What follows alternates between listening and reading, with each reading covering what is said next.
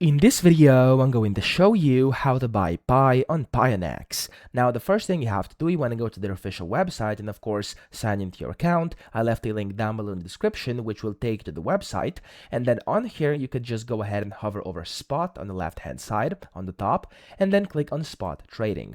Now in here, you want to go to where it says BTC USD up here, and then you want to hover over that, and under search bar, you want to type in Pi. Here you have Pi USDT. You want to just click on that, and to buy it here on the right hand side, make sure you are inside spot trading, click on the buy button. You can then select your limit order, your market order, or of course whatever you want to do, and then you have to select your amount, the amount of Pi you'd like to buy, let's say like 20 Pi, and then you can just go ahead and click on buy Pi. And if you actually do have your KYC completed already, and you do have some funds on here via which you can buy, then of course you'll be able to go ahead and get yourself some Pi. So that's how you do it. I hope this video helped you out. If it did, please subscribe to the channel and help me out as well.